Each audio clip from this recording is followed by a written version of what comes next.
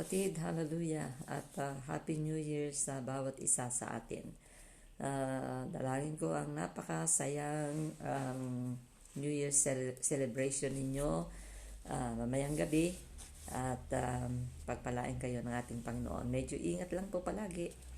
Okay, so tayo mga kapatid ay nasa chapter 3 ng ating pag-aaral ngayon sa God, Where Are You? Tayo mga kapatid ay dumako sa presensya ng ating Panginoon. Tayo ay magpasalamat sa Kanya. Tayo ay manalangin. Praise God. Dear Jesus, narito kami muli, Ama, sa araw na ito, Panginoon. Muli mong ipinahiram sa amin, O Diyos, ang bagong araw na ito, Panginoon, upang makita namin ang kagandahan ng iyong mga gawa at ang kabutihan mo, Panginoon, Lord Jesus, hallelujah, na iyo, Panginoong, laging ihahayag at ipinakikita sa amin, Panginoon. Purihin ka, O Diyos, hallelujah, sa bawat araw na pinararating mo, umaga na pinasasapit mo, Panginoon, Lord God, katulad ngayon. At ang kami, Panginoon, O God, ay dumako sa presensya mo, ay tunay na pagpapala sa aming mga kaluluwa. Kaya lumalapit kami sa iyo, Panginoon, at ang araw na ito, Diyos, ay mabahaginan muli ng iyong biyaya sa pamagitan ng pag-aaral namin, Panginoon, na dinadala sa iyong pangalan upang ikaw ang lumakip sa amin at magbigay ng unawa upang ang mga bagay na aming tinatalakay, O Diyos, ay dumuon sa pangunguna mo at matouch ang aming mga pangunawa, ang aming puso upang kami, Panginoon, ay maging overcomers ng lahat ng bagay na maaaring dumating sa buhay namin. I-bless mo po kaming lahat, Ama, at sa iyo namin pinagkakatiwala ang lahat ng saglit. Sa iyo lamang pong banal na pangalan. Sa pangalan mo po, Jesus. Amen. Hello, Sister Josie, Sister Genevieve. Good morning sa inyo. Hindi ko nakita yung nauna. Pasensya na. At good morning sa ating lahat. Sorry. Okay, so sa chapter 3 po ng ating pag-aaral tungkol sa God, Where Are You? Nandito tayo sa pamagat na The Necessary Wilderness. Ang mahalagang wilderness ng buhay natin o disyerto ng buhay natin. Hello, Sister Sheila. At meron po siyang quotation mula kay Charles Spurgeon na napakaganda po ang sinasabi. Sabi niya, soar back through all your experiences. Think of how the Lord has led you in the wilderness and has fed and clothed you every day. How God has borne with you ill manners and put up with all your murmurings and all your longings after the sensual pleasures of Egypt. Think of how the Lord's grace has been sufficient for you in all your troubles. Hello, Pastora Linda. Magandang araw and Happy New Year sa inyong lahat. Okay, so yun po ang sinasabi ni Charles Spurgeon. At ang sabi niya ay, lumipad tayo pa itaas at tingnan natin, balikan natin ang ating mga nakaraang karanasan. Hello, Psalms 23, God bless us po, ang sabi niya sa ating lahat. So, Psalms 23 is watching, praise God, hallelujah, thank you sa inyo. At good PM daw sa inyong lahat at Happy New Year, sabi ni Pastora Linda. Okay, so isipin daw natin kung paano ang Panginoon ay nag-lead sa atin doon sa wilderness at pinakain tayo, binihisan tayo every day kahit na tayo nasa wilderness, no? At kung paano dinala niya ang ating mga maling mga attitude, ugali, no? Samantalang tayo nandoon sa wilderness ng ating buhay at kung paano tayo ay pinakinggan niya yung pinagpapasensyahan niya sa ating mga murmurings, sa ating mga longings, sa mga bagay na makamundo, at yun ay masusumpungan sa Egypt, no? Kagaya ng pag-aaralan natin ngayon. At isipin daw natin ang biyaya ng Panginoon na naging sufficient sa atin sa lahat ng troubles ng buhay natin. Hello, Sister Gracia. Thank you for watching and Happy New Year sa iyo. So, ang sabi ng Deuteronomy 8:2, the Lord your God led you in the wilderness to humble you and to test you to know what was in your heart. So, malaman yon mga kapatid, no? Okay, so, ang sabi mga kapatid ng ating author sa sarili niyang karanasan, yung kauna-unahan daw mga kapatid na paghahatid ng Panginoon sa kanya sa wilderness ay totoong na-surprise siya. At akala niya nung una kasi nung bagong convert siya at hanggang sa siya mga kapatid ay ilagay ng Panginoon bilang tagapangasiwa o sabihin natin nag-aasikaso siya sa mga kapatid, sa mga missionaries na dumarating. Siya ang nagpipick up sa kanila mula doon sa airport patungo sa kanilang tutuluyang hotel o bahay ng pastor. At siyempre nakikilala siya na nagiging kasama siya mga kapatid with those missionaries, at napakasayaan niya ng buhay ko. And then bigla na lang nagbago ang sabi niya, at nang dumaan siya sa wilderness ay napaka-tough ng kanyang mga naranasan. Ang sabi niya talagang sobrang tough ang naranasan niya. So maaaring nagiging gayon mga kapatid ang pangyayari din sa buhay natin sa pagkakilala natin sa ating Panginoon. Ito Sister Rachel and Gege Nat. Good morning and Happy New Year. Okay, so kaya kung minsan kapag ang ine-expect natin mga kapatid sa paglilingkod natin sa Panginoon, kapag tayo tumanggap sa Kanya, nandoon tayo sa bed of roses, no? Laging masaya ang buhay, laging masarap, laging nakatawa. Pero may panahon mga kapatid na bigla na lang magbabago ang lahat at tayo ay darating doon sa tinatawag na pag-iyak, pangangailangan, at dry places kagaya ng wilderness mga kapatid na tinake up natin kahapon. At yun pa rin ang take upin natin ngayon. So, i-picture out din kaya natin mga kapatid, no? Na kung tayo ay isa doon sa mga Israelite na kinuha ng Panginoon doon sa Egypt. Sabihin natin kasama tayo doon, no? Na Israelite tayo ngayon. At tayo ay dinala ng Panginoon sa kalayaan, at sabihin natin na tayo ay saksi mga kapatid doon sa pagbukas ng dagat na takot na takot tayo sapagkat tumatawid tayo gaano kahaba mga kapatid ang sukat ng lapad ng luwang ng dagat mga kapatid, no? At mula doon sa ating kinatutuntungan ng Egypt ay dadalhin tayo ng Panginoon doon sa kabila, at nandyan ang dalawang wall ng tubig na umiikot, paikot-ikot lang sila doon mga kapatid, no? Na parang wall pero gumagalaw na wall, no? Hindi kaya tayo ay nandoon sa pagmamadali, pangamba, takot na tayo ay makatawid kaagad. At yung takot natin ay merong kasama mga kapatid na excitement, sapagkat alam natin at sa pamamagitan noon ay nagkakaroon tayo ng malaking kasiguraduhan na parang tayo ay mga invincible na, no? Yung unconquerable na, sapagkat kasama natin ang Panginoon sa ating paglalakbay, no? At ang proteksyon ng Panginoon ay kitang-kita natin sapagkat hanggang tayo ay makatawid, nandoon ang angel na mayroong flaming sword upang hindi makalapit ang Egyptian na nagbago ang isip na hahabulin tayo. At kitang-kita natin kung paano nilamon ng dagat nang ito ay bumalik sa dati ang mga Egyptians na humahabol sa atin.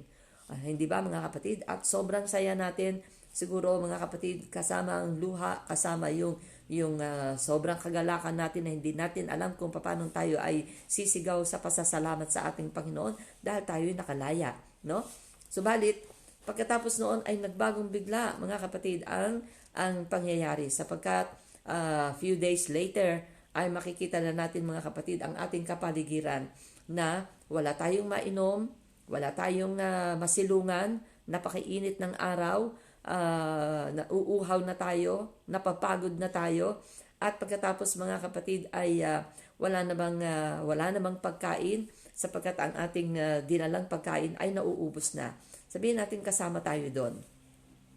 Hello Sister Nero, good morning and Happy New Year sa inyo ni Vegeta.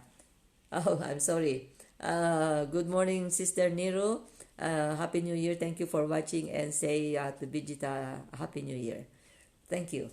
Okay, so nagbago mga kapatid, bigla ang pangyayari.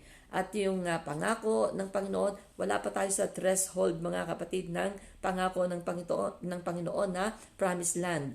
Naglalakbay pa tayo. At kung kailan tayo darating doon, hindi pa natin alam, no? So, hindi naman sinabi mga kapatid ni Moses na noong sila ay maglalakbay mga kapatid ay ganito lang ang bilang ng araw ng ating paglalakbay.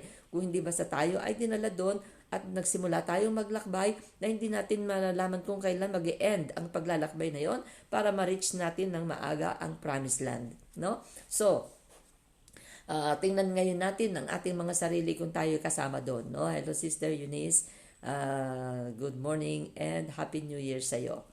Okay, blessed day din sa lahat, ang sabi niya. Okay, so tingnan natin ngayon ang ating mga sarili.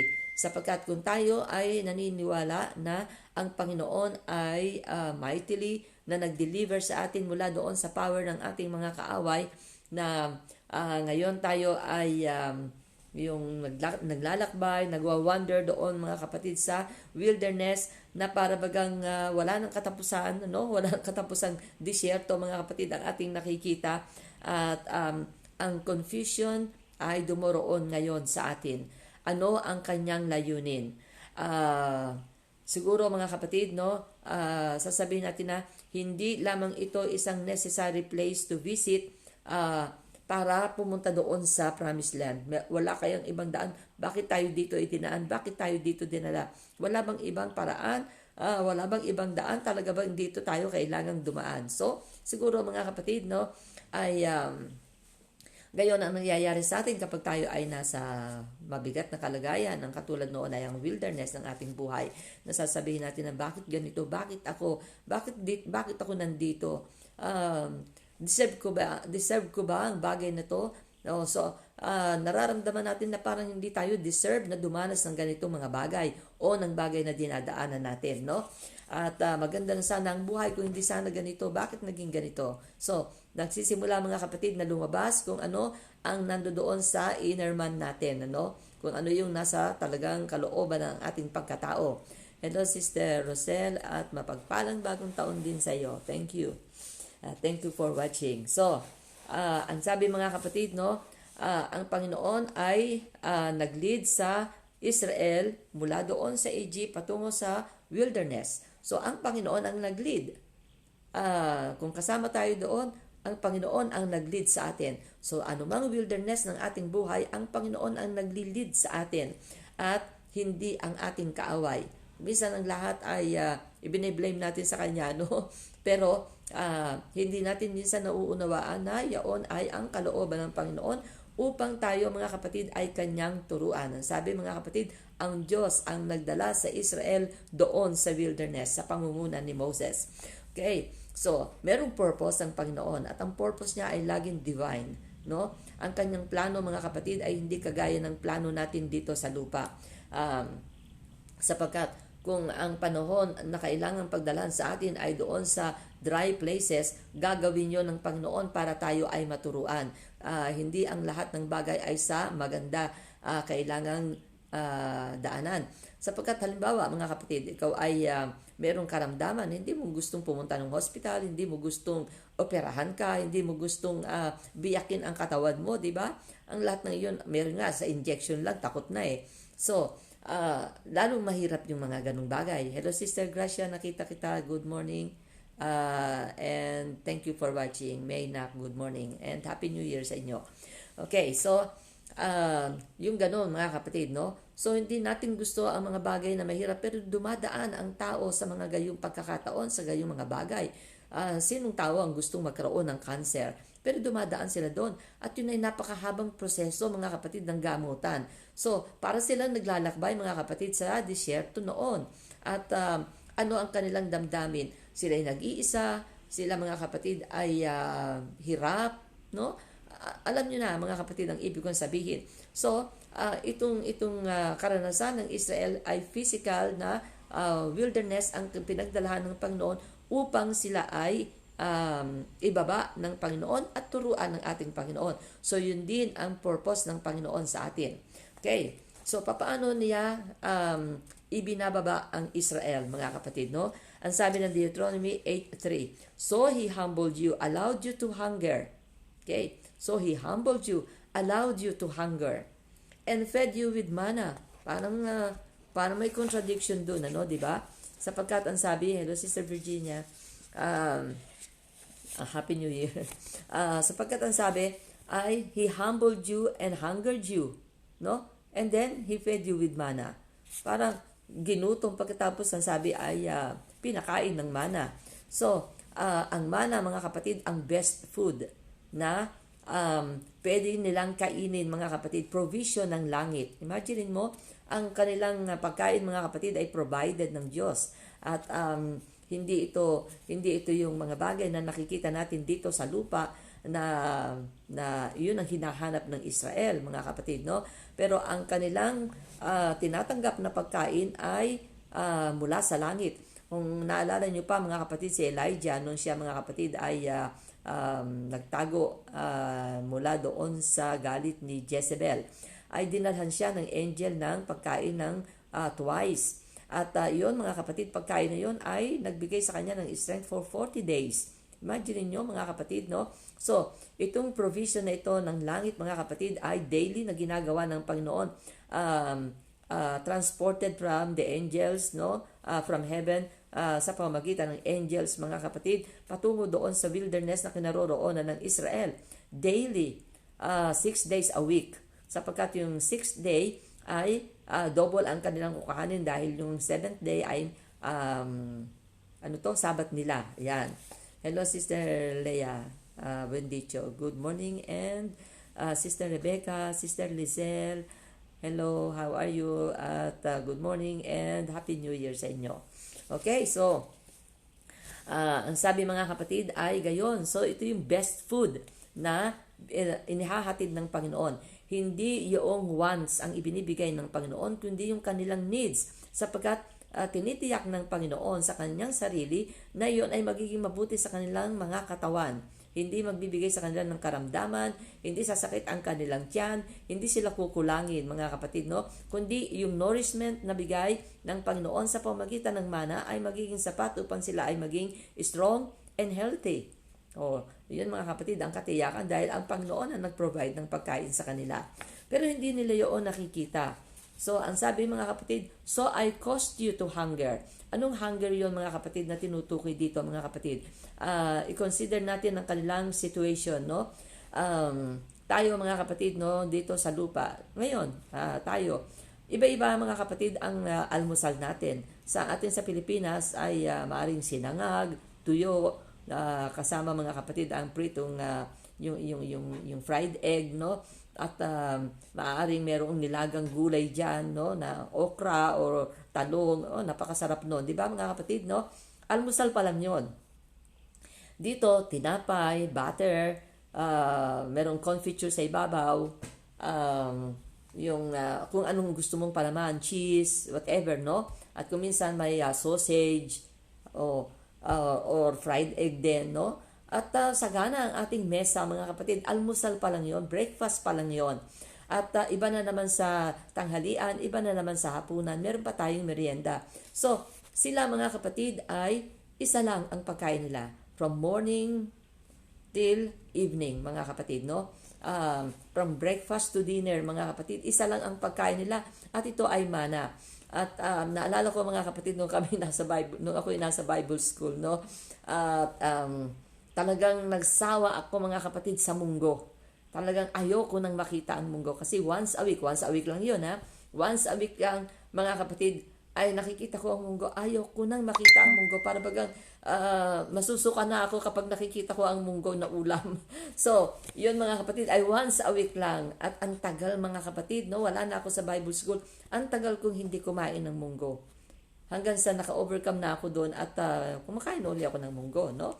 So, meron din kaming karanasan, mga kapatid, na nawala naman si munggo at pinalitan naman ng chicken. Yung mga ka-classmate ko, mga kapatid, no, ay nagsasawa na sa chicken. Chicken na yon, mga kapatid, ha?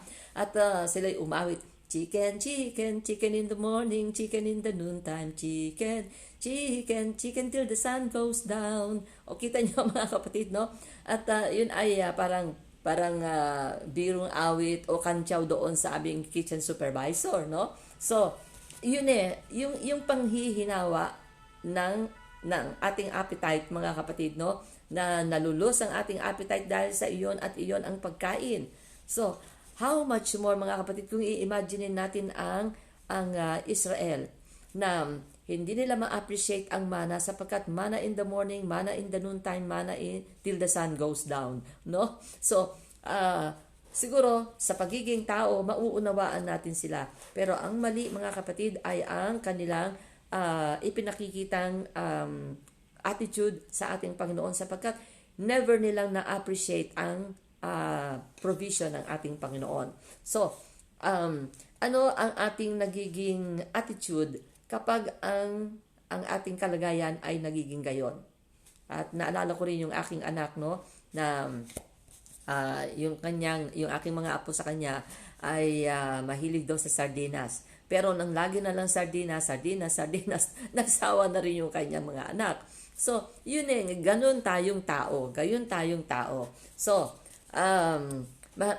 mauunawaan natin mga kapatid sa pagiging tao ang Israel kung bakit sila yung nagko-complain, kung bakit nandoon ang murmurings na inihahatid nila kay Moses.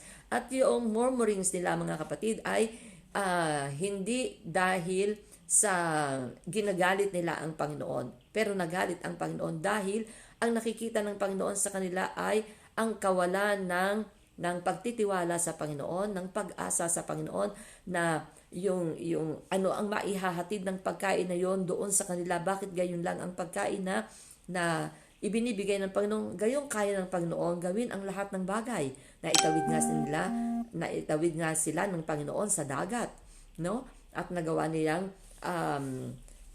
palayain ang Israel. So, gayon magagawa ng Panginoon ng provision at yun ang wala sa Israel. Ang pagtitiwala sa Panginoon na ang Panginoon ay kayang mag-provide sa kanila. Siguro, kung naging maayos ang attitude nila, ang Panginoon ay magkakaloob sa kanila hindi lang ng mana, pero ang mana na ipinagkaloob ng Panginoon sa kanila ang the best food na ibinigay sa kanila ng Panginoon para sa sarili nilang strengths na kakailanganin sa paglalakbay at mananatiling healthy ang kanilang mga pangangatawan. At hindi yun nakikita ng Israel.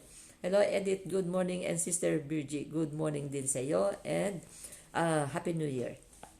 Okay, so itong mga circumstances na ito mga kapatid na naghatid ng hindi magandang relationship doon sa Israel at saka sa Panginoon ay naging malubha.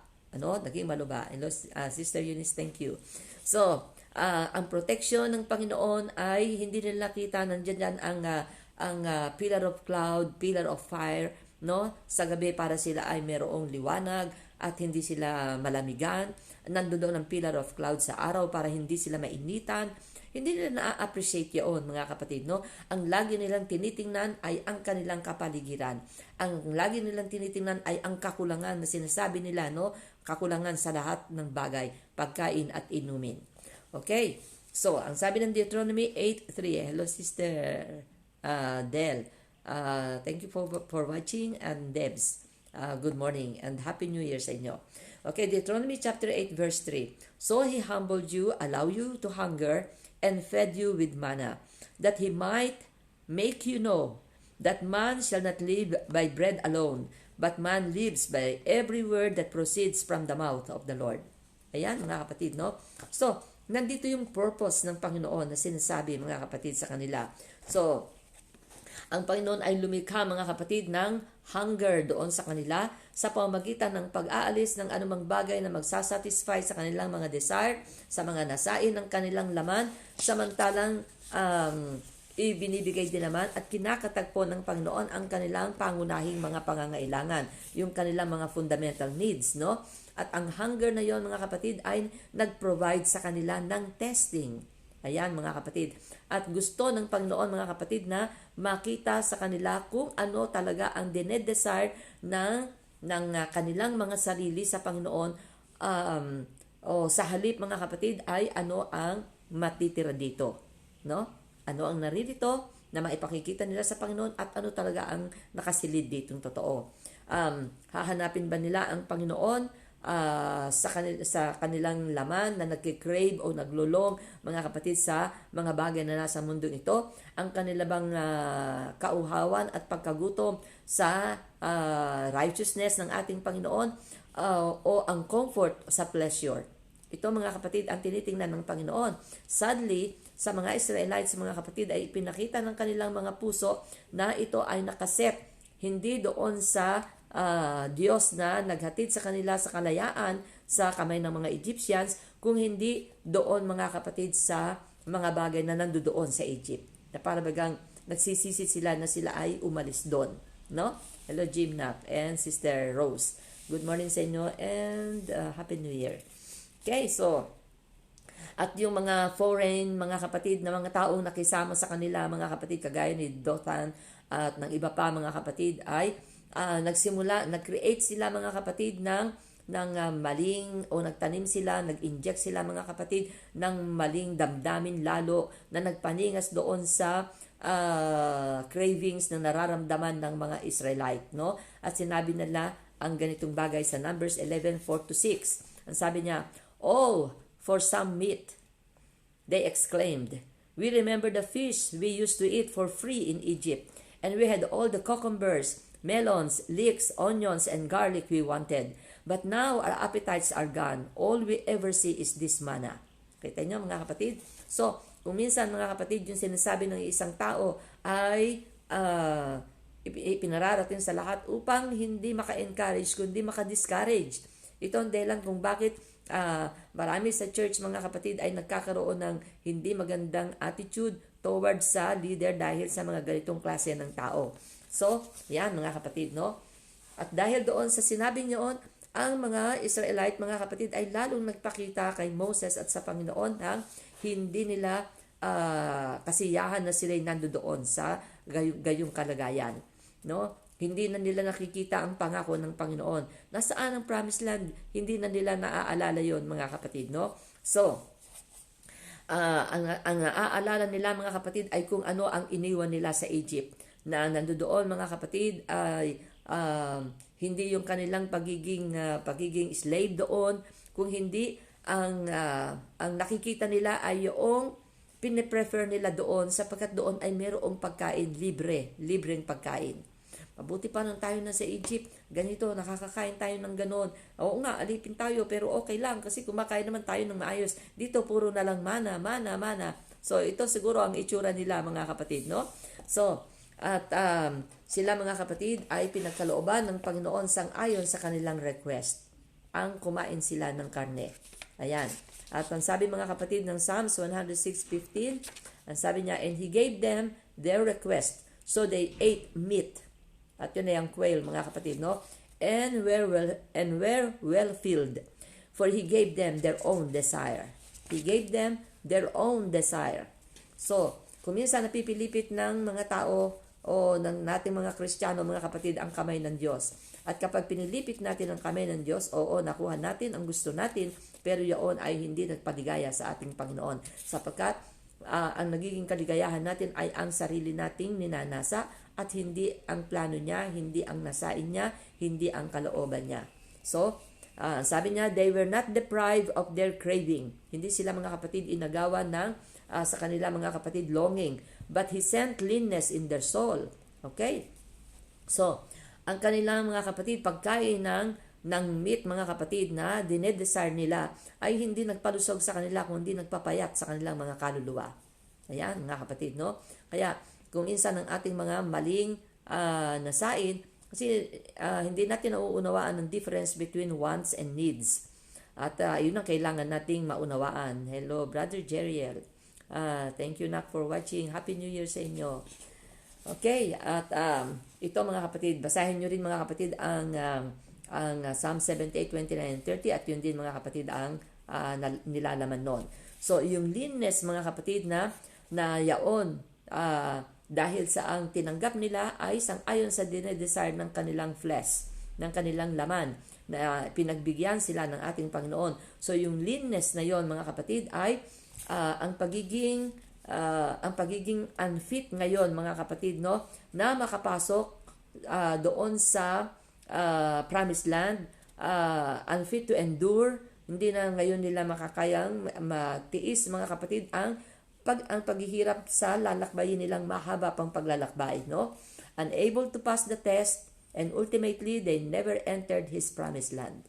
O yan mga kapatid ang naging circumstance, o sabihin natin na yung ang tawag dito, yung magiging kagantihan, magiging resulta o naging resulta ng kanilang rereklamo, na paghingi ng ginugusto nilang pagkain. Pagkain lang yun, mga kapatid, no?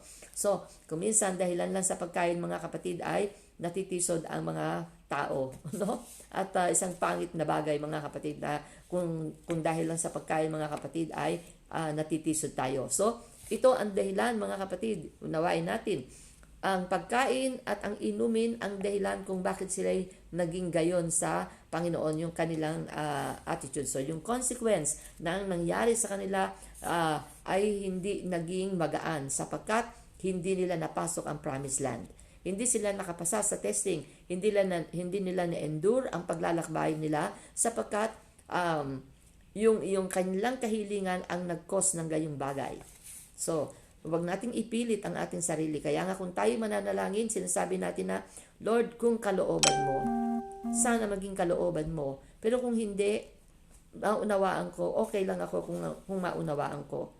Yun mga kapatid, no? Yung pagsasubmit natin ng ating sarili sa kalooban ng Diyos sapagkat walang pinakamabuti at magiging mabuting kalagayan na meron tayo kundi ang tayo'y dumuon sa kalooban ng ating Panginoon. Ayan mga kapatid, no? Sapagkat yung kanilang ipinakita, mga kapatid, ay kapahayagan ng dissatisfaction ng kanilang mga puso sa Diyos at ang method ng Panginoon sa paglilid sa kanila patungo sa promised land ay hindi nila gusto. So ayaw nila, mga kapatid, no, ng paraan ng Panginoon. Ang gusto nila yung kanilang sariling way. Yan. So hindi sila magiging slave sila forever. Lahat ng generation nila ay magiging slave na lang sa Egypt. At doon na silang lahat mamamatay. Pero hindi yon ang plano ng Panginoon. Ang gusto ng Panginoon, mga kapatid, maging iba ang kanilang buhay sapagkat sila ay chosen people ng Panginoon. So, kung ikaw ay pinili ng Panginoon, masaya ka ba na ikaw na ama ay slave ang iyong anak? Siyempre, hindi. Kaya inalis sila doon ng Panginoon. So, gayon din, mga kapatid, ang plano ng Panginoon sa atin. Pero sa wilderness ng ating buhay, lagi natin, mga kapatid, titingnan kung ano ang bagay na pinagdadaanan natin at ang itanim natin sa ating puso at saka sa ating isipan. Merong plano ang Panginoon. May itinuturo ang ating Panginoon sa atin. Okay, so nakakalungkot, mga kapatid, or sabihin natin nakakagising na lesson ito para sa ating lahat, no? Sapagkat kung atin lang hahanapin, mga kapatid, ang benepisyo, no? Ang benepisyo ng mga pangako ng ating Panginoon at hindi yung the promiser himself, no? Yung siya, ang ating Panginoon sa kanyang sarili, ang ating dapat sana'y hinahanap, ay magkakaroon tayo, mga kapatid, ng problema sapagkat yung strength na kailangan natin sa time ng desert moments natin, mga kapatid, ay hindi maipoprovide ng Panginoon dahil sa ating mga maling attitude, no? So, hayaan natin ng Panginoon na mag-lead sa atin sapagkat kung tayo nililid ng Panginoon, nandoon siya, leader siya. Kaya nga inililid So, nandoon ang Panginoon, leader natin. Yun ang ating isipin, yun ang ating alalahanin, yun ang ating tandaan.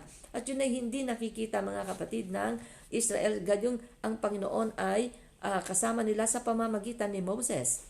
Hindi naman sila hinayaan ni Moses, hindi sila iniwan ni Moses. O sige, nakatawid na kayo dyan sa dagat, babalik na ako, iiwanan ko na kayo. Hindi, mga kapatid, kasama si Moses sa kanilang paglalakbay at hindi niya sila iniwan. So, ang Panginoon ay leader natin, mga kapatid, no? So, kung ang Panginoon ang nagli-lead sa atin, nandiyan siya sa ating unahan. Kaya kung wilderness man o mahirap na bagay ang pinagdadaanan natin, ay kasama natin ang Panginoon na uuna siya sa atin. At sasabihin niya sa atin na, kayanin mo anak, kailangan tayo magtagumpay dito. Yun yun, mga kapatid, no? Kailangan magtagumpay, ito para sa iyo. Pagtagumpayan mo yan. So, yun ang ibig sabihin, no? So, magising nawa tayo, mga kapatid, upang kung ang sino man sa atin ngayon na nakikinig at maabot ng videos na to, mga kapatid, ay magkaroon ng kapayapaan at ng calmness of spirit at gayon din, mga kapatid, ng hope sapagkat nandyan ang Panginoon kahit hindi natin siya nakikita. Okay, so walang pagdududa, mga kapatid, no? Ay marirecall natin, mga kapatid, yung old days natin kapag tayo, mga kapatid, ay hindi nag-iisip na ang Panginoon ay nandyan. O kagaya ng Israel. Nare-recall nila, mga kapatid, ang karanasan nila sa Egypt na parang mas better pa yung Egypt na iniwan nila kaysa doon sa pupuntahan nila, no? So, gayon ang magiging tendency mga kapatid. At yung bagay na yon ay hindi lalong magiging mabuti sa paningin ng ating Panginoon. No? Isang bagay mga kapatid, ang hanapin natin ang Panginoon sa kung ano ang ibinibigay niya sa atin at ginagawa niya para sa atin. Subalit, isang bagay din mga kapatid, no, ang hanapin natin ang Panginoon at kilalanin natin kung sino siya. Ayan mga kapatid, no. Ang makilala mga kapatid ng ating Panginoon sapagkat ang Panginoon ay nagpapakilala at inire-reveal niya ang kanyang sarili kung sino siya. Kaya talagang depende sa atin mga kapatid kung paano natin nakikilala ang Panginoon, ganon ang ating magiging attitude. Kaya kung nakikilala natin ang ating Panginoon na kinalimutan ka na, ay magiging ano ang attitude mo. Pero kung ang pagkakilala mo sa Panginoon ay tapat siya, hindi siya marunong lumimot, hindi siya marunong magpabaya, at hindi siya tumatalikod sa atin bilang kanyang mga anak, ano ang magiging attitude mo? Di ba mga kapatid? Kaya depende yon sa kung paano natin nakikilala ang ating Panginoon. Hello, Psalms 23. Thank you for watching and Happy New Year sa inyo. Okay, so ang sabi dito, sanctified is scarcity. Scarcity means yung kakulangan, ano, o kauntian. Okay, so pero sanctified ang sabi niya.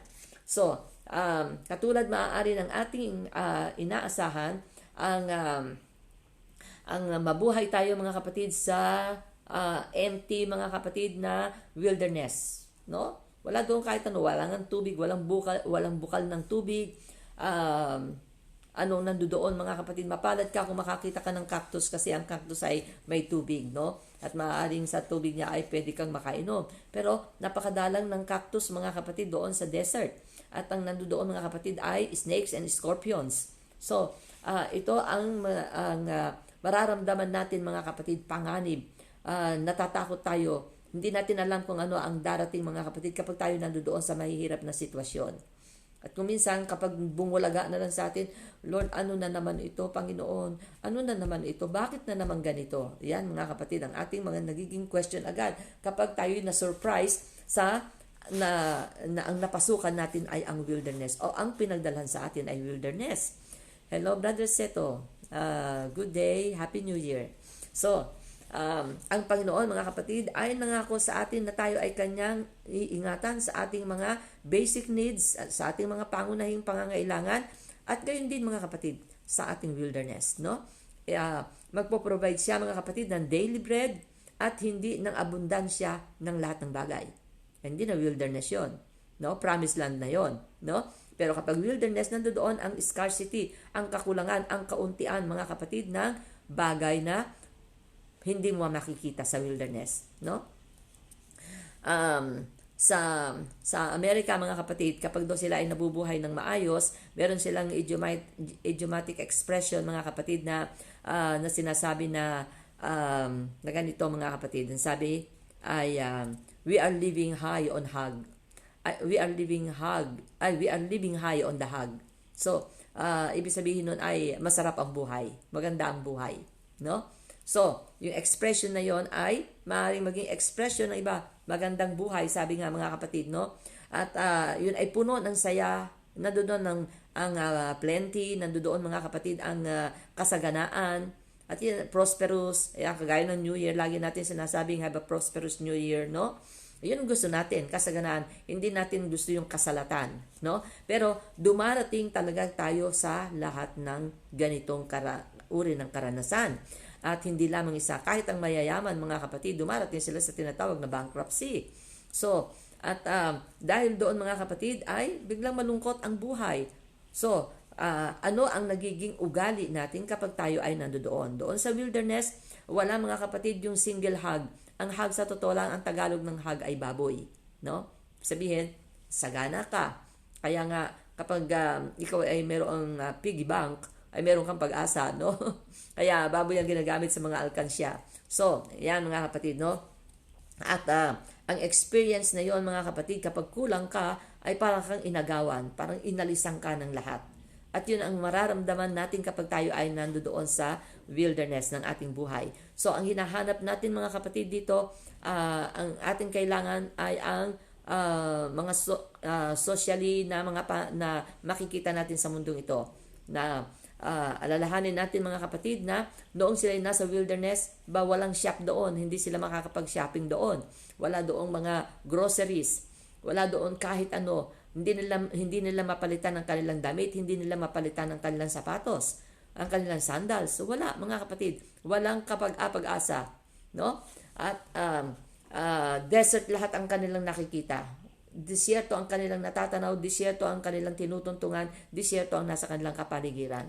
So, yung bagay na yon mga kapatid ay naging kalungkutan nila. Pero hindi nila nakita kung paano sila ay iningatan ng Panginoon. Sabi nga, hindi nyo ba napansin? Ang inyong damit for 40 years ng inyong paglalakbay hindi na luma. At ang inyong sandals na suot hindi nasira. O, ganito pinaalala ng Panginoon kapag binasa niyo mga kapatid ang kasaysayan nila. Ganon ay pinaalala ng Panginoon ang kanilang provision na tinanggap mula sa Panginoon. Iningatan ng Panginoon ang kanilang damit, iningatan ng Panginoon ang kanilang mga kasuotan. At yun ay isang bagay na kahanga-hanga. Imagine mo, naglalakbay ka araw-araw, disyerto, siyempre kailangan mo ng sandals dyan o sapatos. At mainit ang buhangin. Pero hindi sila pinabayaan ng Panginoon. So, ang purpose ng wilderness mga kapatid ay ito, to purify and strengthen us. So, pinupurify tayo. Gusto natin ng dalisay na buhay, gusto nating magkalob sa Panginoon ng dalisay na puso, idadaan tayo ng wilderness ng Panginoon mga kapatid. At kung ito ay ating prayer, Panginoon, padalisayin mo ang puso ko. Gawin mo akong mabuting tao. Gawin mo akong mabuting Kristiyano na sumusunod sa iyo. Well, lahat tayo ay nananalangin ng ganito. So, ihanda natin ang ating mga sarili kapag tayo ay nandoon sa wilderness sapagkat ito ang purification place ng ating Panginoon. So, ang pursuit natin mga kapatid dito ay ang tayo ay magkaroon kagaya ng puso niya at hindi ng kanyang provision. Hindi yung, bakit wala nito? Bakit nananalangin tayo ng ganoon? So, dadalhin tayo ng Panginoon sa gayong kalagayan.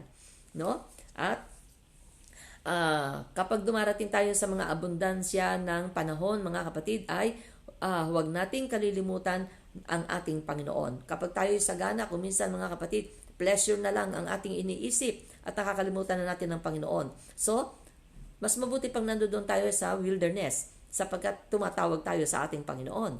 So, ang sabi mga kapatid ng Deuteronomy 8:2-18 mga kapatid, no? At binasa ko yun mga kapatid, ito yung pagpapaalala ng Panginoon sa kanila na hindi lamang sa tinapay nabubuhay ang tao kundi sa bawat salitang lumalabas sa kanyang bibig. At gayon din pinaalala niya kung paano siya ay nagbigay ng provision sa kanila na hindi niya sila pinabayaan. Okay? At kung ang sabi ng Panginoon, kung nandoon na kayo sa promised land, ay huwag silang matutong lumimot sa Kanya. Na kapag nandoon sila sa abundansya, baka makalimutan na siya. So, ang alam ng Panginoon na ang tendency ng tao, mga kapatid, kapag umuunlad sa buhay, yumayaman, ay nagiging Diyos na ang kayamanan at nakakalimutan na siya. Ayan.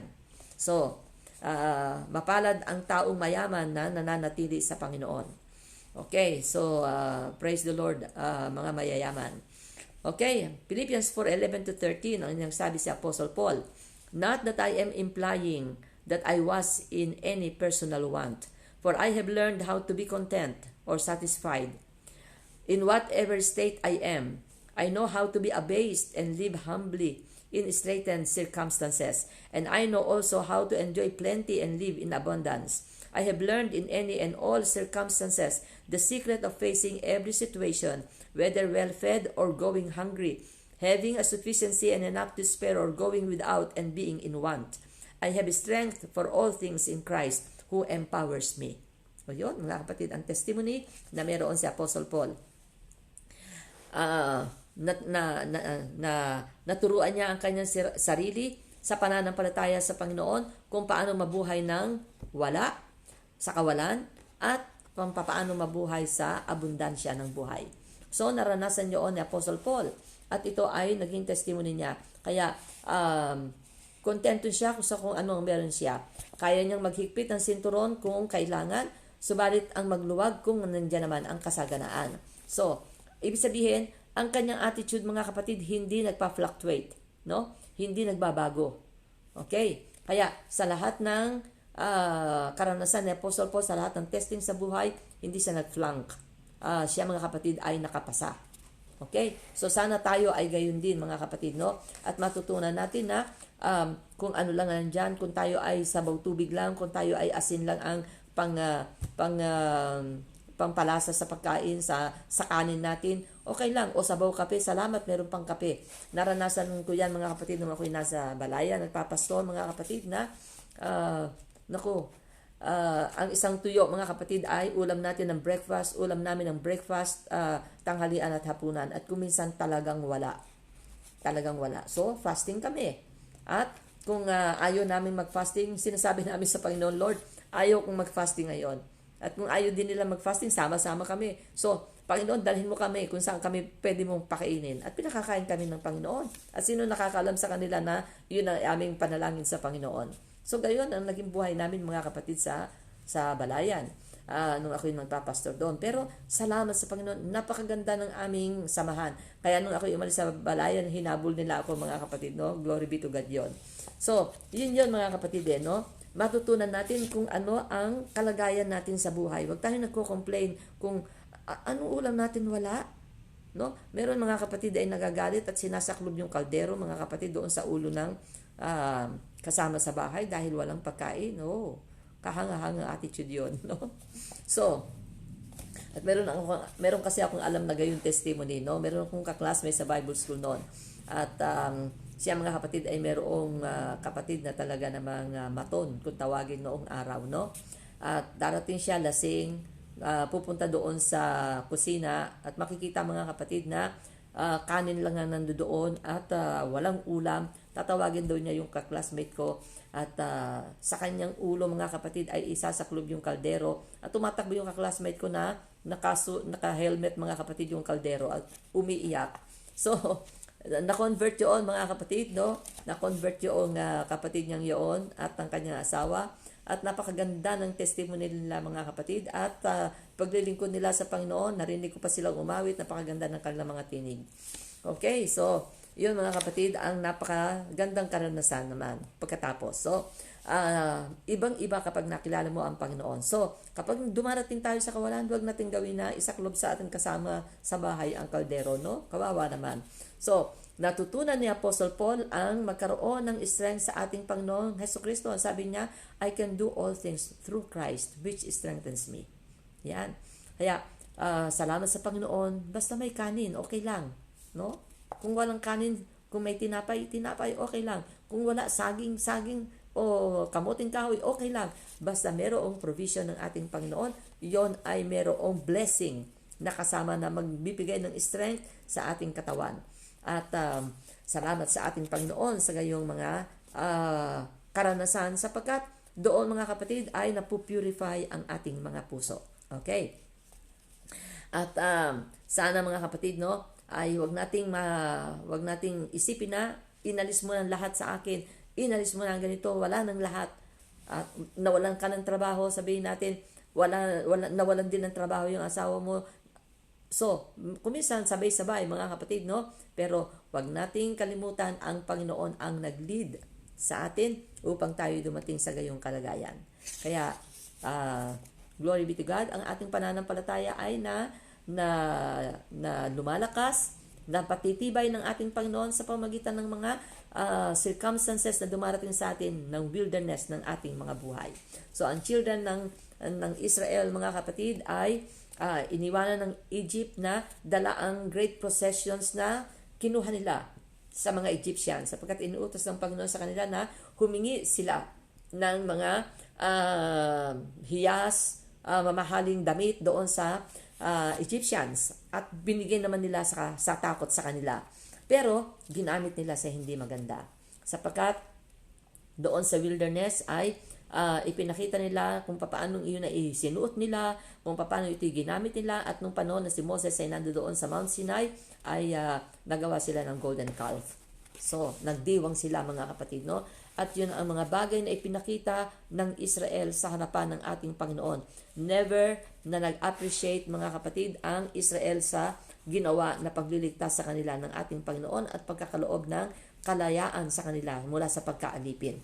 Sana wag tayo maging ganoon mga kapatid, kundi makita natin mga kapatid na tayo bilang mga Kristiyano ay dumarating din naman mga kapatid ang financial abundance kung minsan, no? At pinagpapala tayo ng ating Panginoon, o maaari mga kapatid ang position natin sa leadership mga kapatid ay nagbibigay ng influence sa marami, at tinitingnan nila mga kapatid na ang permission ng Diyos sa iyo ay naroroon upang ikaw ay gumawa at i-bless ng Panginoon kung saan ang iyong nasa, at ang iyong mga wishes ay ipinagkakaloob sa atin ng Panginoon.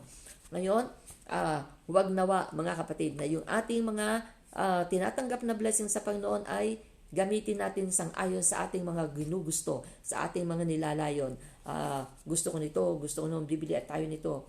Bago na naman yung ano nyo. So, at nakakalimutan natin ang ating Panginoon. So, yun ang warning na ibinigay sa atin ng ating Panginoon sa Book of Deuteronomy chapter 8, no?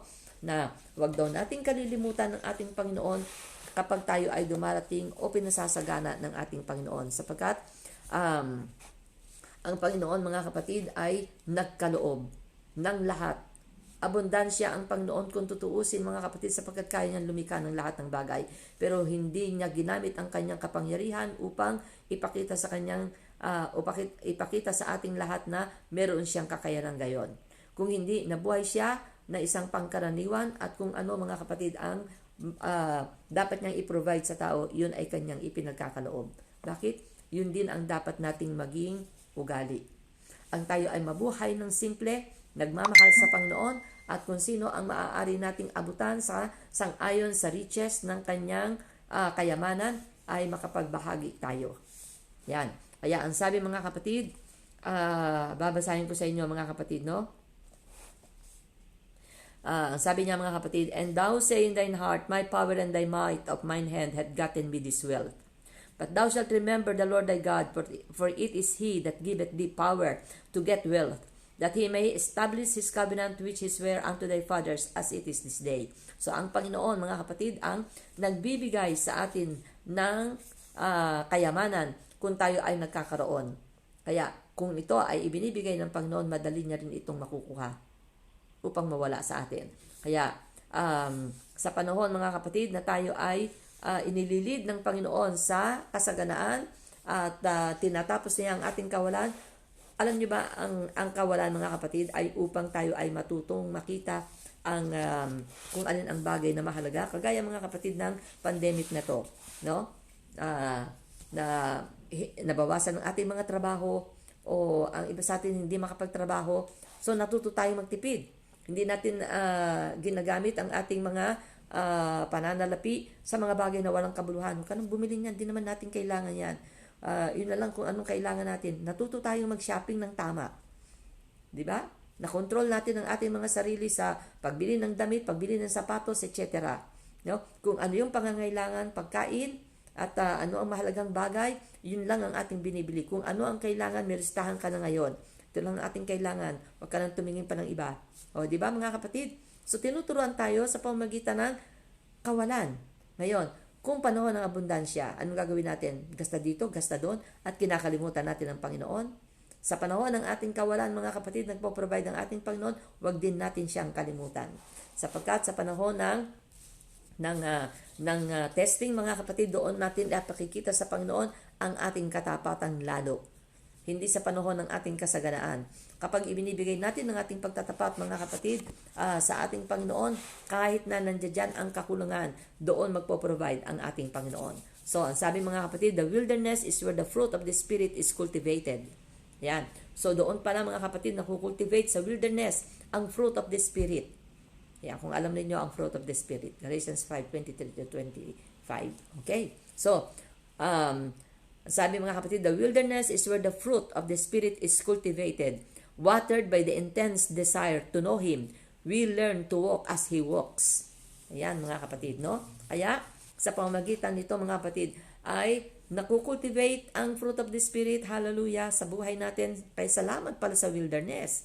Salamat na, Panginoon, pinabisita tayo ng Panginoon sa wilderness. Doon tayo higit na natututo. Ito ang actual training ng Panginoon, hindi yung teaching na kagaya nitong puro salita.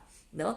Ang actual training ng Panginoon ay sa wilderness ng ating mga buhay. Kaya sana makapasa tayong lahat at diligan natin mga kapatid yung kinukultivate nating fruit of the Spirit doon sa wilderness sa pamamagitan ng ating pagnanasa na makilala pa ang ating Panginoon at tayo makalakad kung paano siya lumakad dito sa lupa.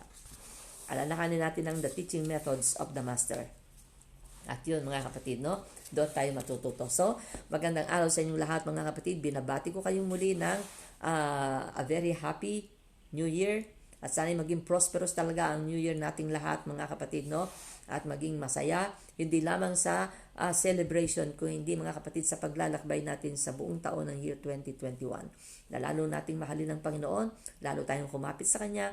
Ang mundo natin ay pasikip ng pasikip, paliit ng paliit ang mundo natin. At tingnan nyo yan mga kapatid. Kaya magbantay tayo sa ating mga sarili sapagkat maaaring ang isang malawak na wilderness sa buhay natin hindi natin alam ay maaari nating kaharapin. Na nandoon ay ang scorpions at ang mga snakes. So, alam ko naunawaan nyo ang ibig kong sabihin. Kaya ingatan natin ang ating mga sarili at tayo ay patuloy at laging manalangin sa ating Panginoon.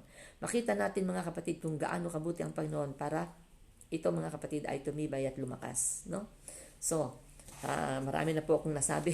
Kaya maraming salamat sa inyo at thank you Sister Rosel sa blessing. Amen. Hallelujah.